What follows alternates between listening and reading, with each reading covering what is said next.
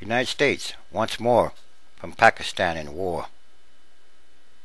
The Obama administration is stepping up pressure on Pakistan to expand and reorient its fight against the Taliban and Al-Qaeda, warning that failing to do so would undercut the new strategy and troop increase for Afghanistan that President Obama is preparing to approve, American officials say. While Afghanistan has dominated the public discussion of Mr. Obama's strategy, which officials say could be announced soon, Pakistan is returning to center stage in administration planning. As the president traveled to Asia, his national security advisor, General James L. Jones, was quietly sent to Islamabad, its capital. His message, officials said, was that the new American strategy could work only if Pakistan broadened its fight beyond the militants, attacking its cities and security forces, and went after the groups that use havens in Pakistan for plotting and carrying out attacks against American troops in Afghanistan, as well as support networks for Al-Qaeda. General Jones praised the Pakistani operation in South Waziristan, but urged Pakistani officials to combat extremists or militants who have fled to other parts of Pakistan. General Jones also delivered a letter from Mr. Obama to Pakistan's President Zardari, in which Mr. Obama said he expected Mr. Zardari to rally the nation's political and national security institutions in a united campaign against militants or extremists threatening Pakistan and Afghanistan. For their part, Pakistani officials have told the Americans that they harbor two deep fears about Mr. Obama's new strategy: that the United States will add too many troops on the Afghan side of the border, and that the American effort will end too soon.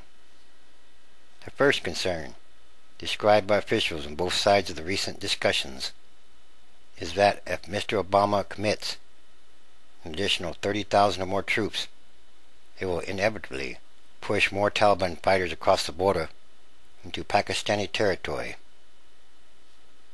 Every time Mr. Obama declares that the United States will not have an open-ended military commitment in Afghanistan, he feels a second concern of the powerful Pakistani military and intelligence establishment, which believes the United States commitment is fleeting or short-lived.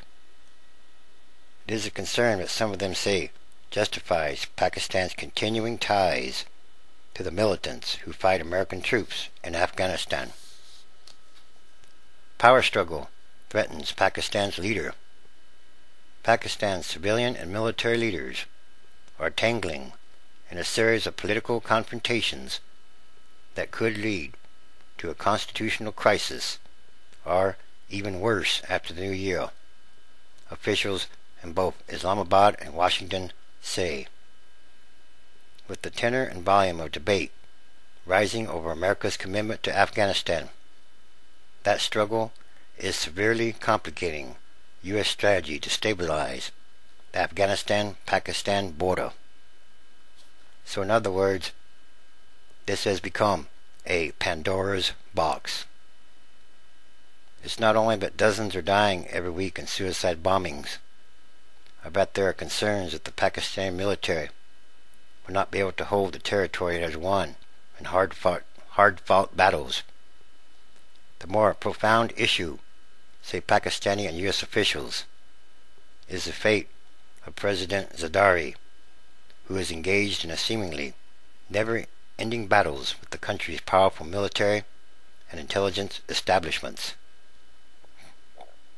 In recent weeks, say officials, opponents of Zardari have begun raising the stakes, setting up what some are calling a soft coup, a legislative coup, an attempt to force Zardari out. One potential issue is whether Zardari has presidential immunity for any crimes committed before he was elected. He may have it for his time in office but it's highly uncertain that he does for any crimes alleged before he assumed office. Deep rift in power structure. U.S. officials are said to be alarmed by the development. It cannot have come as a surprise, however. The top of the Pakistani power structure is riven by deep personal and professional animosity between military and civilian leaders. As one senior Pakistani official reports, Zardari and the Army Chief of Staff hate each other, and each is trying to ensure that the other can't threaten him, often against U.S. interests. And this is not a good sign. The prospect of a military takeover, long an option in Pakistan, could be overblown, say officials in both the government and the military. But it could happen anyway. On the other side, Pakistani officials say Zardari understands the very real and dire consequences. So there is a stalemate, and no clear leadership. What will be the end of all these things? Secretary of State Hillary Rodham Clinton appeared to feel concern on Sunday in her comments on the ABC program This Week, saying, "We're not interested in staying in Afghanistan. We have no long-term stake or commitment there. We want that to be made very clear." In his letter to Mr. Zardari, President Obama has offered a range of new incentives to the Pakistanis for their cooperation.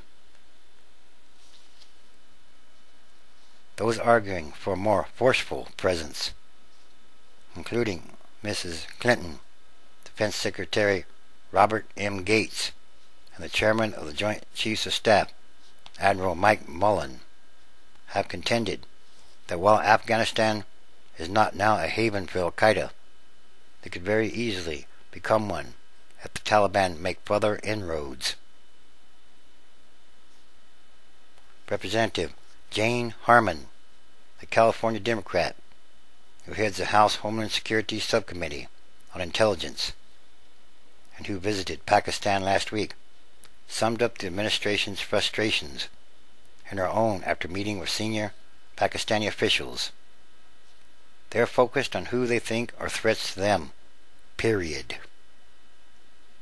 A recurring theme in Mrs. Clinton's visit to Pakistan was that the perception that the United States and NATO forces are drawing down troops along the Afghan border with Pakistan. This, Pakistani officials say, allows Afghan militants to pour across the border into Pakistan, where they then become Pakistan's problem. So, again, in other words, they've opened up a Pandora's box with all these things. Afghanistan is a quagmire. And Pakistan also. They are, or they have become collectively, a nightmare in some kind of way. And how will all these things end up? These are more signs of the end times, transition days. A huge, great transition is going on. Many things will change, and many things are changing. All things that must change for the better, and quickly. And there are many signs happening daily all around the world.